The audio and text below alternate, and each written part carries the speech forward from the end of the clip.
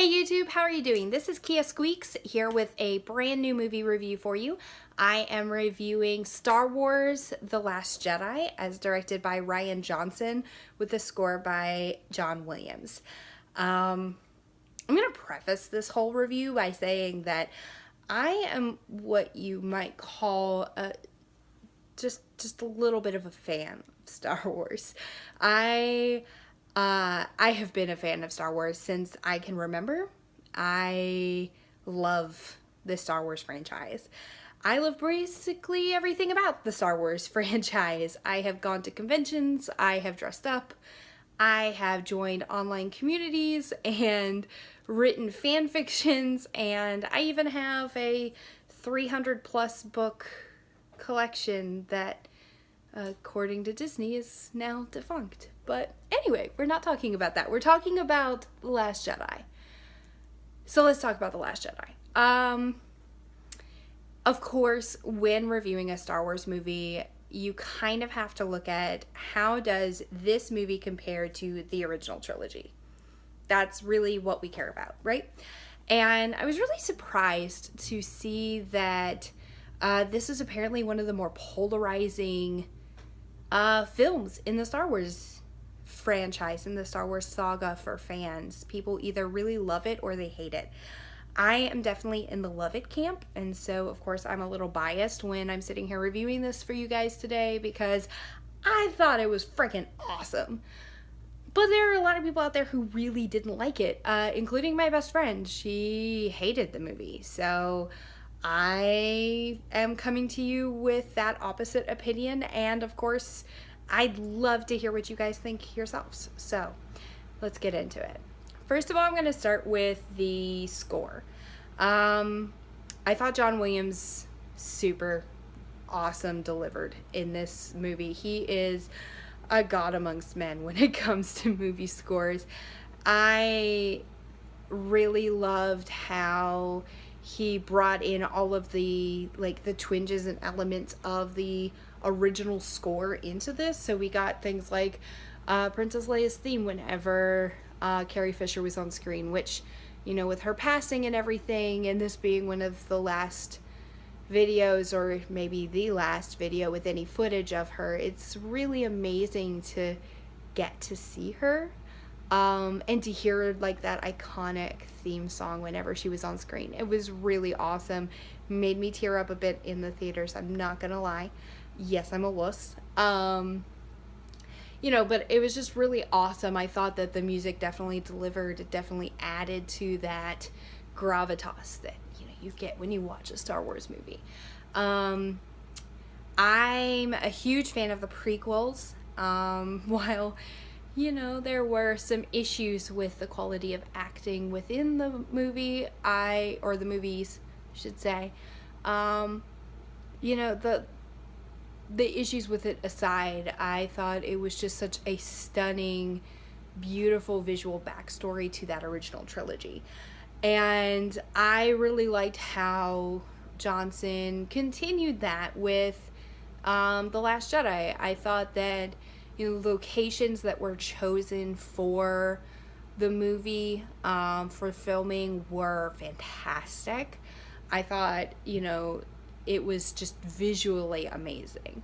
I liked getting to see, you know, the new worlds and the new creatures and everything that went into how this was portrayed. The big climatic part that we saw in the end of the movie, which I am not specifically detailing, but, you know, the stunning visualizations and everything that was happening throughout this movie and the different sequences, I thought it was just awesome. Visually, A+. Just, it was really great. And I'm going to differ with my best friend and say that I thought it really felt like this awesome, amazing Star Wars story because of a lot of the visualizations that we saw. I also really liked how we got a bit more depth to all of the characters. I know a lot of people, including Mark Hamill himself, were perhaps a little bit worried about how Luke was portrayed in the video, but I actually thought it was really interesting to kind of see, you know, the realization and the grittiness that can come in with experiencing failure. I thought it made Luke really relatable. You know, when you're hearing his despondency, when you're hearing his feelings of failure, you're really sensing that. You're really feeling how it is that he got to be the way he is. And I thought that they really played that story out beautifully. And of course, I thought that it had that really amusing, I mean, to me, I thought it was really amusing how he kind of did the exact same thing that every Jedi Master we've ever met before him has done, which is that, you know, at time, you know, when he felt like there was no hope left, he did the exact same thing in going into isolation to try to figure things out himself. And I think that's kind of relatable on a human level. I think a lot of people tend to do that. They kind of tend to introvert, and he maybe took it to some extremes. So I thought that was a really cool storyline. I also, I like Kylo Ren. I know a lot of people aren't his biggest fan, but I thought it was really interesting to kind of see that dichotomy between his emotions and his actions. You know, it's something that I think is a little bit more visual with Adam Driver than it was with other villains in the franchise. And, you know, I think that of all of the characters in this saga, in this universe, he kind of hits the gray areas a lot more than most people.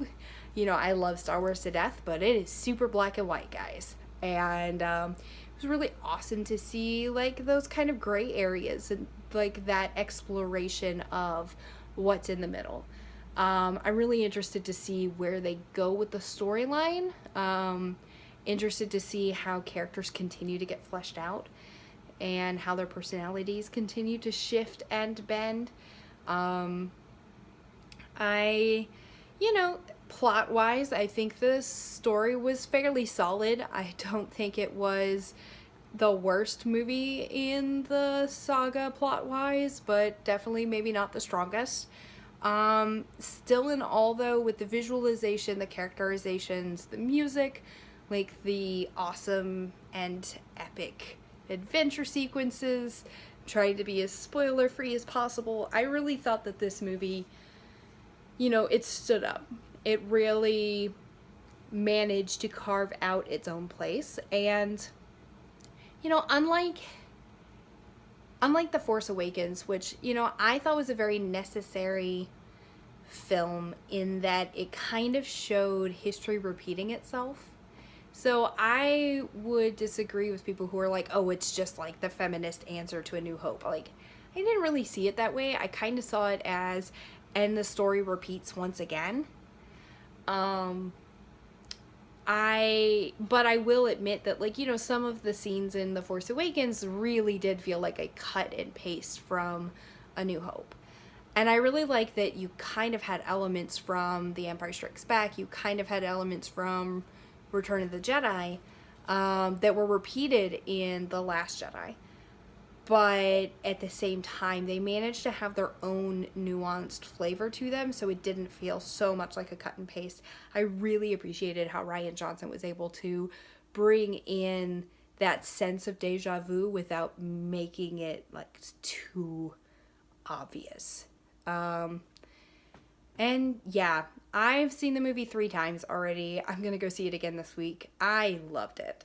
So as far as movies in general, I would give this movie a solid 9.5 out of 10. As far as the Star Wars saga itself, I'd probably rate it as tying for second place with Return of the Jedi, or tying for third place with Revenge of the Sith. I thought it was kind of an awesome movie. It was not The Empire Strikes Back, but it was pretty damn cool. Anyway, guys, that is KiaSqueaks' review of Star Wars The Last Jedi. Please feel free to comment below. Tell me what you guys thought of it, because I would love to hear your opinions. I've gotten to talk with several people about it, but you know, I want to see what people are really thinking about this. I'd love to get into some discourse. Also, I'd love to feel out what everyone else is thinking about shirtless Kylo Ren. Let's talk about this. I feel like this needs some conversation. Hit me up on Twitter, check me out on Instagram, or Snapchat me. I'm KiaSqueaks on all of them. And you know, if you'd like to hear any more reviews, maybe subscribe below. Thanks guys, have a good one.